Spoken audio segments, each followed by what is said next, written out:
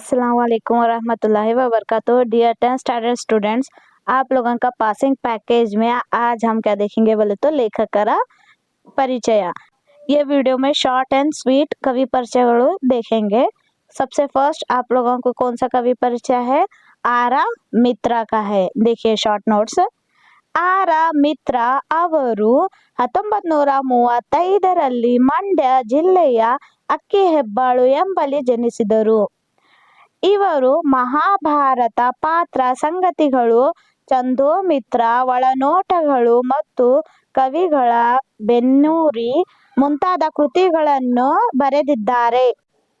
ಶ್ರೀಯುತರಿಗೆ ನವರತ್ನಂ ಪ್ರಶಸ್ತಿ, ವರ್ಧಮಾನ ಪ್ರಶಸ್ತಿ ಮತ್ತು काव्यानंद पुरस्कार ಮುಂತಾದ ಕೃತಿಗಳು लभिसिवे। देखिए आप लोगों के कवि परिचय में क्या क्या लिखना इम्पोर्टेंट रहता। एक तो उनका फुल नेम रहा तो फुल नेम लिखना रहता, और बोले तो उन्होंने कब पैदा हुए वो लिखना रहता, और बोले तो कौन से गांव में उन्होंने पैदा हुए। ये एक पॉइंट मिल जाता आपको। सेकेंड पॉइंट में उनका कौन से उनके बुक्स है, वो कृतियां हैं, वो सभी लोग कृतियों के नेम्स लिखना है। उसके बाद थर्ड पॉइंट में क्या लिखना है? प्रशस्ति, उनको कौन से अवार्ड्स मिले। इतना लिखे तो आपको 3 मार्क्स कंपलसरी मिल जाते। ये फर्स्ट कवि परिचय का नोट्स है, शॉर्ट एंड स्वीट। अब हम सेकेंड देखेंगे। सेकेंड कवि परिचय कौन सा है? डॉक्टर श्री पंडिताराध्य शिवाचार्य स्वामिಗಳು। ಡಾಕ್ಟರ್ ಶ್ರೀ ಪಂಡಿತಾರಾಧ್ಯ ಶಿವಾಚಾರ್ಯ ಸ್ವಾಮಿಗಳು 1951ರಲ್ಲಿ ಹಾವೇರಿ ಜಿಲ್ಲೆಯ ರಾಣೆಬೆನ್ನೂರು ತಾಲೂಕಿನ ಹಿಡಿಯಾಲ ಎಂಬಲ್ಲಿ ಜನಿಸಿದರು.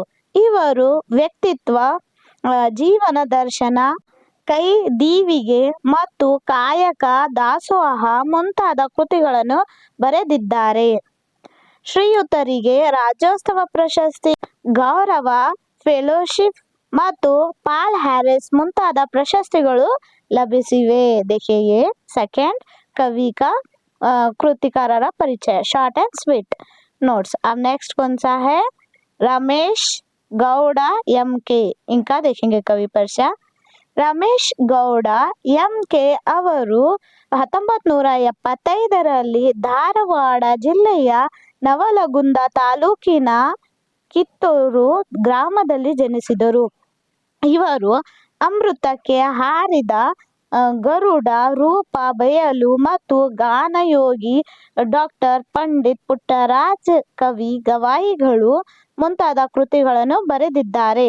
ಶ್ರೀಯುತರಿಗೆ ರತ್ನಾಕವರ್ಣಿ, ಮುದ್ದಣ ತಂದಿ ಪ್ರಶಸ್ತಿ ಮತ್ತು ವರ್ಷದ ಉತ್ತಮ ಕೃತಿ ಪ್ರಶಸ್ತಿಗಳು ಲಭಿಸಿವೆ। देखिए थर्ड कवि का कवि परिचय है।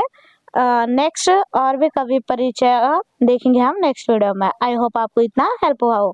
Thank you.